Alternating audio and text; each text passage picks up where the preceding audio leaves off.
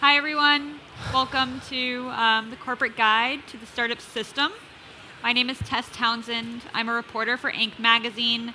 I'm here with Ludovic Ulrich, head of startup relations at Salesforce, Zephyr Yonis, a partner at 500 Startups, and Claire Lee, head of early stage banking at Silicon Valley Bank. So, for the title, it's pretty straightforward. We're talking about the startup ecosystem. As far as what that means, it's basically, just all the entities that are involved in the entrepreneurial process. So that's investors, entrepreneurs, and we'll be focusing on corporations and the relationship between corporations and startups in the startup ecosystem. To start off, I was hoping everybody could talk about how their roles relate to the relationship between corporations and startups. Claire, do you want to start? Yeah, sure. So, hi everyone, I'm Claire. So we, at SVB, we actually kind of sit in the middle of everything at the intersection of a lot of these constituencies in the startup world, between the VCs and angels, the startups and the corporations. So we're generally engaging with most entities that incubate, support, and invest in startups. We actually bank the majority of the best VC-backed companies in the world, about 60% of the US-backed, VC-backed companies. And then we actually bank a lot of the VC firms and funds in our fund banking division, and then we bank a lot of the GPs, the partners of those firms, in our private bank. So we kind of cover a lot there, and we're just sitting in the middle of most of that. And I run the early stage practice, so actually it's everything pre-Series A, and we're supporting thousands of seed-funded, seed-funded and pre-funded companies in that practice. We have teams in 30 offices in the US, in China, in Israel, in the UK, and then just announced a partnership in Ireland, which is my home country. And we'll be expanding further in the next year or so. And we're excited to work on a big partnership with Stripe, which will hopefully define financial services for the whole future of the startups that are coming through right now. Hi everyone, I'm Zafir. I'm the loudest here, I guess. I work at 500 Startups. 500 Startups is an accelerator, an early stage tech accelerator, and a seed fund. We've invested in a large number of companies. So far, we have around 1,600 companies in our portfolio. And we're a regular stop for corporates that are visiting Silicon Valley to figure out how they want to work with startups and tap into the innovation of the startup ecosystem. And throughout the years, we've seen an increasing interest from corporates who want to tap into the entrepreneurial ecosystem, and we started developing our own offerings and products to help corporates and startups work together. We do that to serve both our startups, our portfolio companies, and to also take care of our limited partners, our corporate investors that invested in our funds. Great. So you have two members of the startup ecosystem. I have the honor to work for this company with the blue logo, putting together this great party. So thank you for joining. So I'm in charge of startup relations. So what that means is that we engage with all the constituents that Tess mentioned. All those accelerators, incubators, co-working spaces, etc., and the rest of the ecosystem, what we do with them at Salesforce. So obviously, part of what we're doing is marketing to those companies, telling them what we're doing, what we're about. We highlight those companies. You have the Startup Valley over there, where we highlight more than 35 companies from all over the globe who are coming to Dreamforce, and we try to put them in touch with some of you, some of our customers, etc., etc. We also, more recently, we announced an incubator last week in San Francisco. So we have different programs to engage with that startup ecosystem, because we believe that engaging with that ecosystem is basically all about recruiting the next generation of partners, the next generation of customers. And so this is a critical activity at Salesforce, obviously. So I have the privilege to work with 500 and Claire at SVB to basically make sure we have great relationships. Great. So just to start, wanted to ask everybody about what is it that corporations have to gain from working with startups? I'm sure people here can think of a lot of these relationships between corporations and startups off the top of their head. What comes to mind for me first is GM and Lyft right now. But I mean, there's a lot of these like relationships, some of them very high profile. Can you guys talk about, starting with Claire, what it is that corporations can gain from these types of relationships?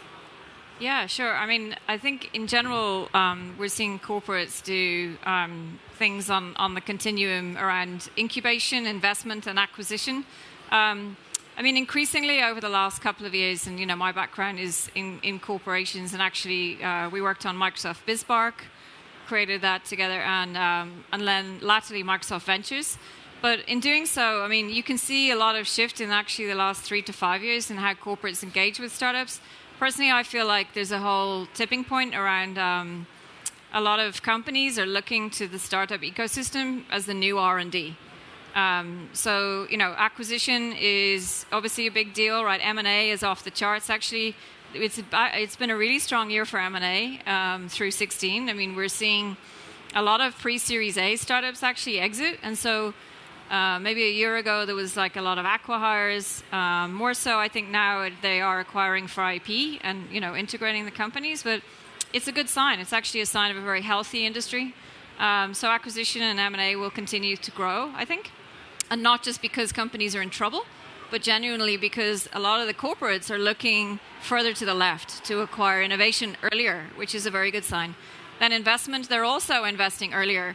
Actually, about 25 to 30% of all the corporate venture investment is in Series A level companies or seed stage.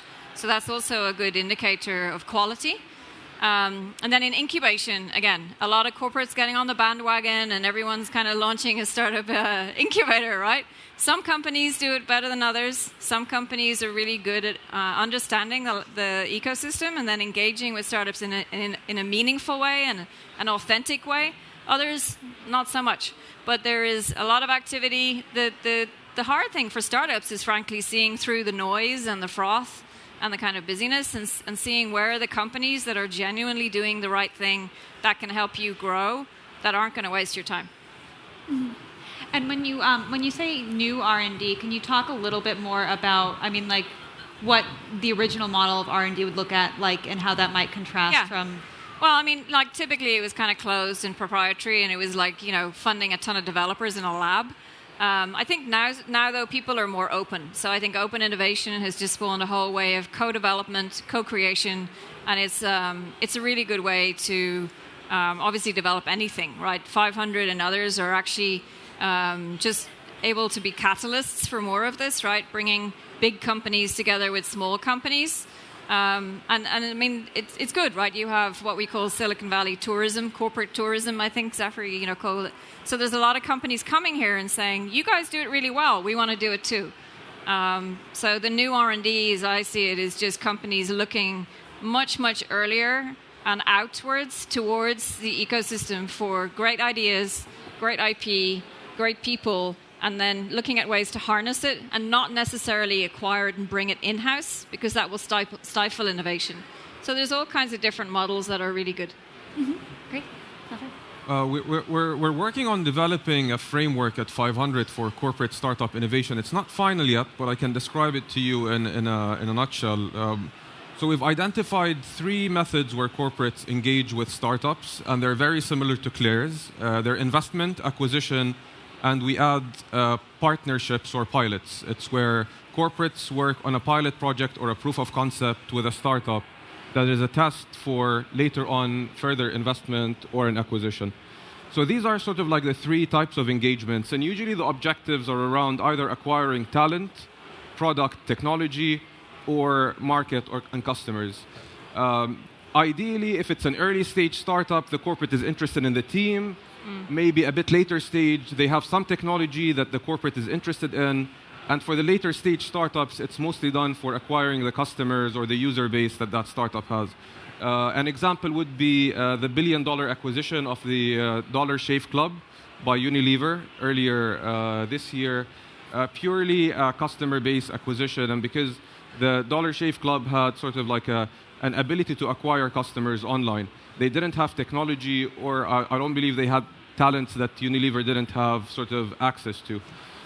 The thing that we sort of always try to communicate to corporates is these are the engagements and these are the objectives. And sometimes corporates confuse accelerators and incubators as an engagement or as an objective. So they rush into launching a corporate accelerator and they expect corporate accelerators to deliver talents, products, or customers. In reality, that doesn't happen. If you don't build the middle piece first, if you don't build the engagement processes where you can invest, acquire, or run pilots with corporates, all these deal flow generating activities like accelerators, incubators, etc., or competitions, hackathons, won't yield the results that the corporates are actually looking for. So we always encourage first to build a strategy, build the processes for the engagement, for the middle engagement, and then to start with the deal flow activities like accelerators and all the other activities.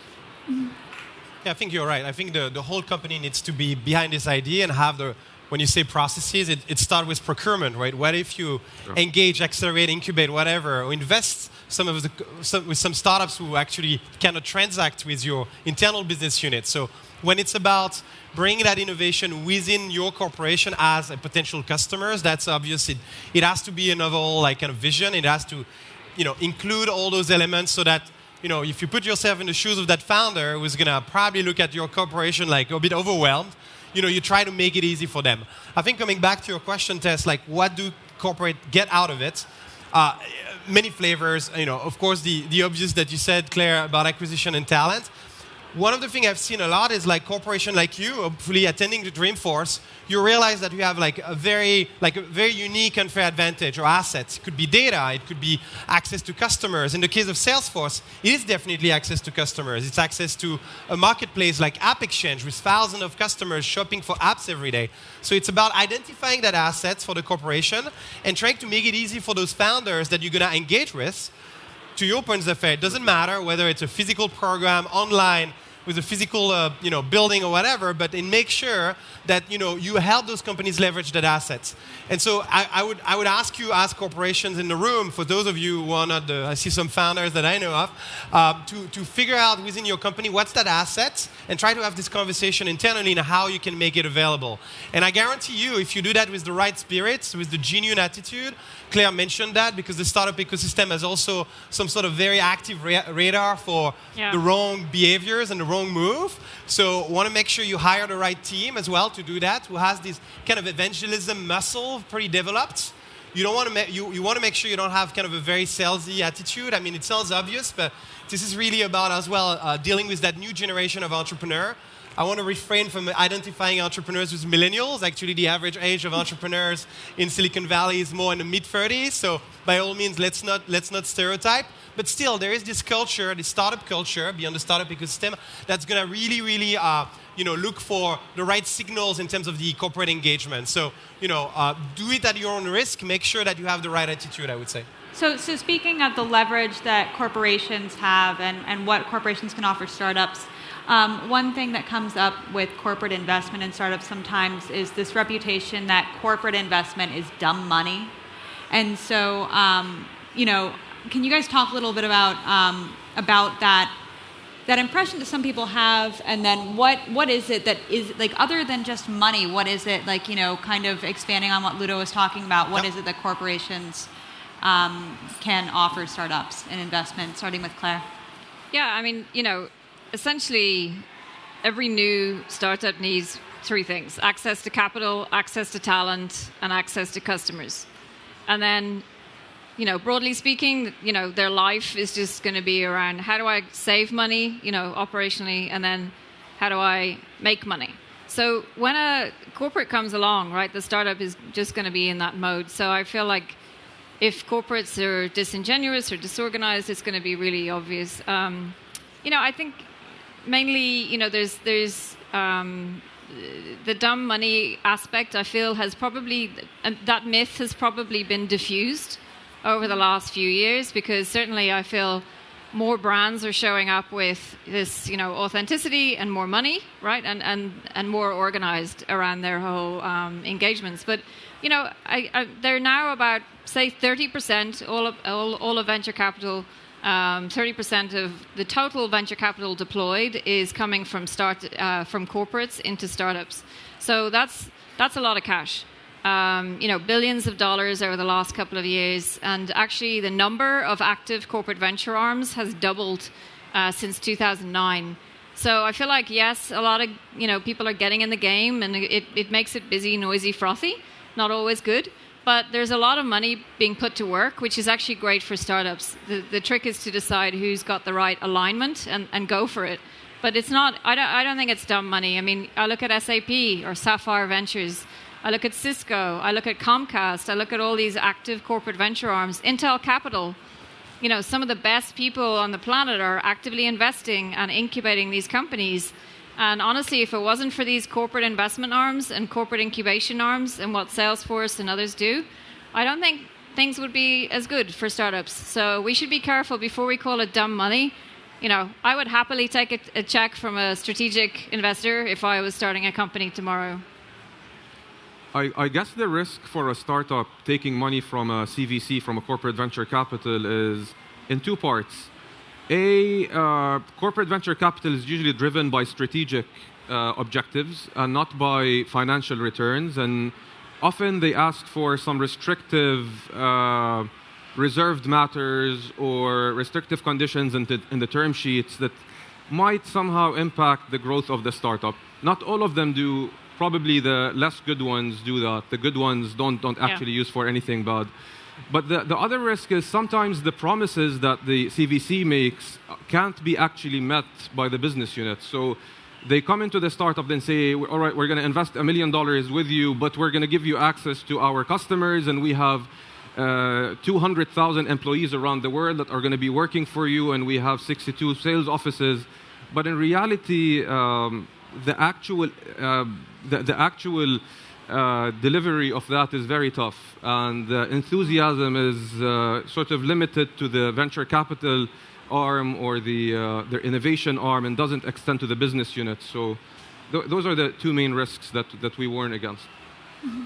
Yeah, I don't have much to add. I think we're doing our best to be a great investor at corporate VC. I think the best thing, if you have friends who hesitate or is ask other founders in the portfolio what was the experience with that particular corporate investor. I think we're pretty public about the fact that Salesforce Ventures has a very a strategic goal. So we help companies who are definitely in our ecosystem, and we're not with the goal to have above all a financial return. So that's usually a straightforward attitude. But I think it's you cannot generalize.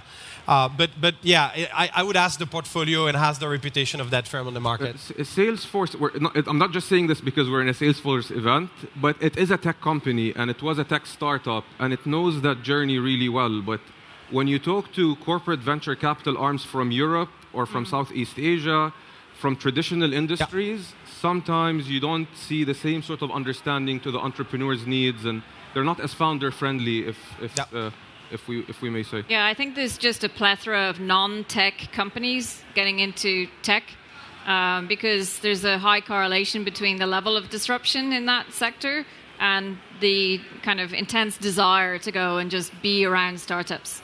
So there's definitely a lot happening, particularly in banking and financial services where I sit. I think 70% in the Millennial Disruption Index, 70% of them said they'd rather visit their dentist than hear from their bank. So, we kind of know all about disruption, which of course makes our need to innovate even greater. So that's why we're seeing more non-tech brands coming into startups. So it's pretty prevalent. So thinking about the different examples that either you guys have interacted with directly or had to directed, or that you've just witnessed of relationships between corporations and startups. What are some of the common challenges you've seen? What are some particular challenges you've seen? I think finding the right vocabulary. Most of the time there's a big divide between those two cultures. Sometimes the corporate culture and the startup culture. So as we engage, collectively, again, assuming some of you represent corporation, you need to find the right vocabulary, right? Because you might end up dealing with members of that startup ecosystem that we referred to earlier, who don't have necessarily the maturity to understand at which pace the relationship can move forward. What's realistic to achieve. When I'm talking about this, unfair advantage, this asset that you could access to, how much friction there is to leverage that, right? So I think it's all about trying to have this right vocabulary, setting the right expectation, setting milestones as well on both sides, right? If you're an entrepreneur and you don't make progress and don't reach those milestones that you agreed upon, pull the plug and just move on to another relationship. It might be dangerous for the life of your company, because assuming that in a 5-people team, 10-people team, you don't have the energy and the resources to engage with multiple corporations at the time. So it could be it's really about a bet. But in my experience, it was really about setting the vocabulary. So again, when you're lucky, to your point, like to work for a technology company, the vocabulary is going to be similar. We're going to talk about API connections. We're going to talk about things that people relate to. We're in the developer forest right now, so it should be easy. But again, depending on the industry you represent, is trying to find that common set of values, common vocabulary to interact with those companies, efficiently. And it's not trivial. Let's be honest, it's not trivial. Probably, yeah. I totally agree. The time cycle, the startup's life cycle is like 6 months for a startup is a lifetime. For a corporate decision, it's like a record time, and it's just like making those two match is like very tough. Not at Salesforce. Sometimes. I have to say that. Yeah, I mean, just one of the challenges is knowing where to focus. Time is actually our most precious commodity. So it's not capital, it's time. So if corporates are going to spend a lot of time dialing up multiple programs and all the rest of it, it's kind of pointless. It's just annoying. It's a distraction. So I think focus is really, really important. And then just knowing exactly what are you trying to get done here. And as Zafar said, it's like, is it strategic, is it financial, or is it both? Okay, if it's both, great, but then you need to put some structure on it, and then you need to show up authentically. Like, you get one chance to make a first impression, and I think with all this kind of like corporate tourism right in the valley, I guess like we can smell it at 20 paces, kind of who's got it and who's going to make it and who really has not thought it through very well, and they're just going to throw cash at something and expect it to work, and then they're surprised when it fails. But there's some really great companies out there, and as I said, it's just really good news for startups that there is so much money coming into the market through corporations in that regard. If you have a corporation that's kind of, just thrown cash at a startup, hoping that it like solves a problem for them to do that, is there a way for that corporation to sort of correct that error, or get more involved? Like, is it possible, like after you start a relationship with a startup, if it starts off as kind of this sort of blind thing, is it possible to walk it back and actually get more deliberate about it? I don't know, Zephyr? I would say the biggest part is simplifying the processes, because I've seen it so many times where even the corporate team has like a real will to work with a startup, but then they present them with a 62-page NDA. And the startup doesn't even have enough money to give to a lawyer to read a 62-page NDA, and we didn't get to the contract yet. And then you have the IT and security compliance list and the privacy compliance list, which is like another 200 pages. And corporates that are sort of like figuring it out are figuring out ways to simplify these NDAs and contracts and security and IT and legal procedures to get the startups to work with them through a faster cycle. Mm. And hopefully it's happening. That's the thing. Having this holistic view, to your point, like it's almost the stereotype. And I think collectively, representing your companies, don't do that anymore. Make sure that this is not the anecdote we bring up on this panel next year. But correcting the trajectory, it's sometimes hard, because indeed, like it could be lethal for a company. So, I think it's when we talk about the dumb money, at some point, a lot of founders try to have some skin in the game as well. So then the correction is simple. It's like, okay, at least you get out of this relationship, not necessarily with this strategic partnership that we were dreaming on both sides and it's access to customers, but at least you end up like being an active customer. I can use the logo, we stay friends, we couldn't go beyond this. And I've seen like, I'm not gonna use names in particular, but banks, for instance, who are known to be difficult to work with because of the regulations, right?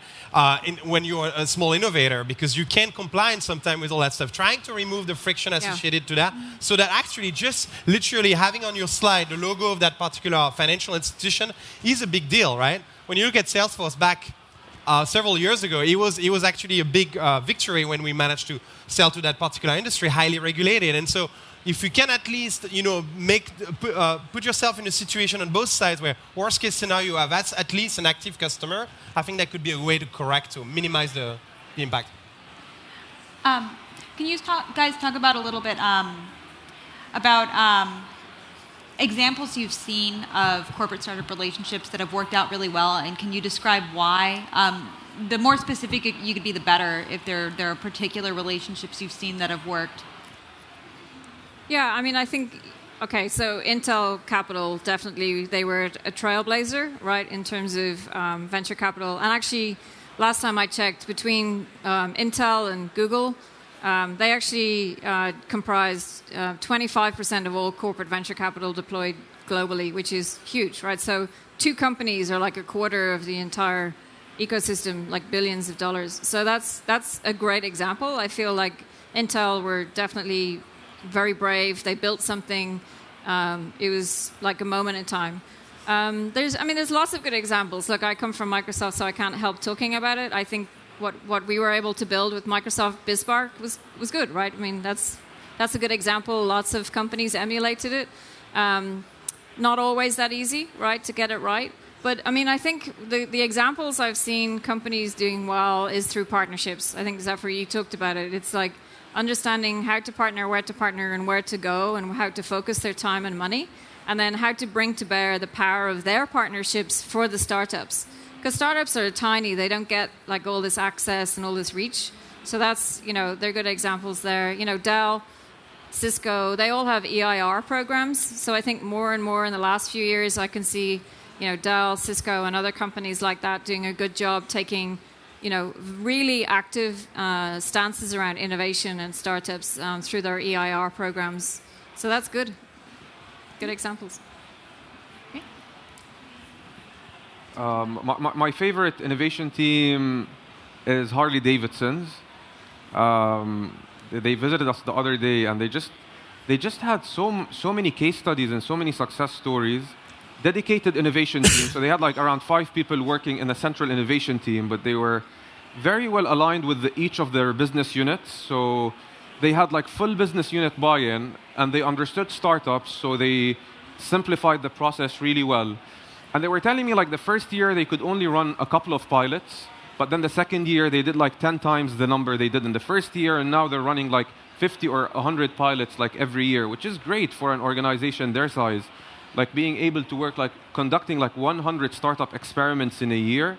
And if you think about it from a cost point of view, this is like much more efficient than investing or acquiring, because you're actually testing the relationship, testing if this startup can deliver value to your corporate, and then making an investment or an acquisition decision, which they scaled it, and they do it really well. Mm-hmm. I'd have 2 quick examples. If you in the room have indeed more of a tech play, like with an API, some sort of data you want to exchange, I would look at what Twilio did, recently IPO'd. Twilio had a booth actually at Dreamforce last year. They were above and beyond everywhere in all developer meetups, and really talk the talk, walk the walk with the right DNA, the right evangelist, the right developer advocate, whatever you call it. So it's a good playbook, even though it's a technology company. All software is eating the world. All of you probably have that. So if the asset of your company is something like this, I would look at Twilio. Another example quickly is like Coke, actually. Coke decided really to go big in terms of innovation. Don't have time to go through all the programs, but one thing they did very well is really identify their strengths. Mm-hmm. And their strengths, they admitted that. Their strengths is not about helping early stage companies. As much effort as they can make, simplifying all that stuff, it's still going to be a huge engine with the bottler ecosystem. So what they said, though, we are good at scale. And the head of innovation actually wrote a book and explained what's the value and how can they help companies scale access to distribution. So I think it's a very good example, a good playbook. And one thing very tactical they did, they even sponsor an organization called Startup Weekend that's very dear to me and Claire, which is a non-profit organization doing a weekend all over the world. And they encourage the employees from Coke to actually attend so that they understand the vocabulary from the startup ecosystem I was referring to, so that it's not lingo. They understand the approach. They see that it's possible to create something over 48 hours or 54 hours. And as a result, would come back in their job much more enabled, right? Because we can talk about all those programs and tools and way of thinking and technology to make that bridge between corporation and startup. But it's about the individual having the right DNA of people who have the willingness to do that. Of course, they might take the risk that some of them might leave the ship and quit their job, but that was totally acknowledged, and they'd rather do that and get more entrepreneurs within their teams rather than being afraid of losing one or two talents here and there. So great, thank you guys. So it looks like we're just about out of time. I don't know if there's anything really briefly that people wanted to mention before we wrap up and disperse. Oh, we're good. We're good. We're going to be... Don't be afraid of companies. Yeah, big companies are good. And we're going to be hanging around here, so if you have any questions, more than happy to help. Yeah. And I can help challenge you to go meet some of the startup in the Startup Valley right in this corner. We have a lot of them all over the week. So don't use them as guinea pig, playing what we discussed. But seriously, they're here to meet. They're probably still enhancing and perfecting their pitches. So if you want to meet some startup, we have like 35 all over the week, including the one from the Salesforce incubator on Friday specifically. So I know it's going to be more quiet. So by all means, come and give them feedback. And if there is a pilot or any sort of relationship that starts from today, that would be an amazing story for us and for them. So Great. Thank you. Thank you. Thank you. Thank you, Tess. Thank you.